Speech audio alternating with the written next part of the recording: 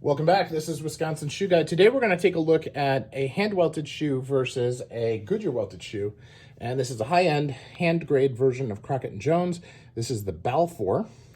And this is going to be compared to a Hephaestus, which is now called Timberlee, part of his King series, which is his hand-welted split toe. Now, we look at the shape of the heel. He's got a seam here, also a little bit of a bubble, although not too bad. Here on that, you can see that there. Sole proportion on the heel, the proportion on the facing is going to be different. So we look at this at the top line, and just at the angle it goes back makes it a little bit shorter. And then you can see on the heel side, it is also a bit longer and a bit higher, different shape to it on the Crockett & Jones. Now, this is a suicide heel, which is not something that I have common, but they pegged this, the waist on this, which is nice and has a pretty good fiddle back.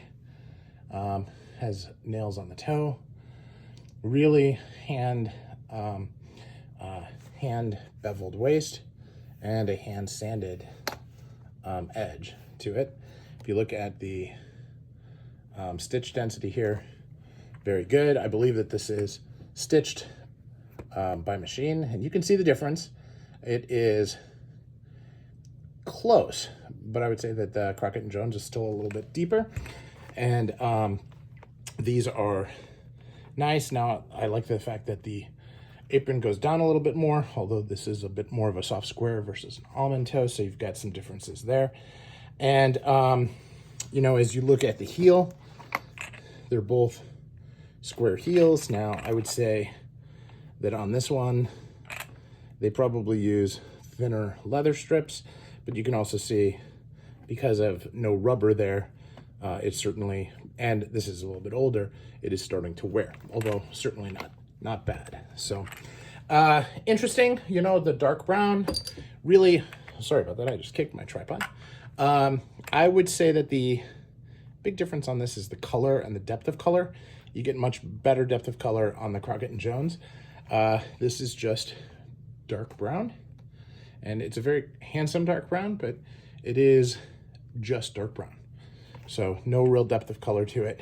Pretty straight standard. So now one of the things that I like really well about this pair is that this is a reverse leather on the inside. So this is suede along the top line, which helps it hold to your foot really, really well.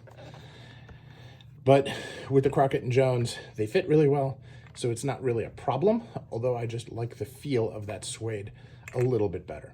So it's a toss-up. These are only about $500.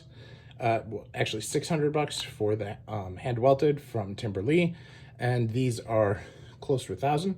So you're paying more for the made in England versus Vietnam, and the proportions and style are just what I would consider to be a bit more classic, but it all depends on what you like. So this is Wisconsin Shoe Guy, and I'm out.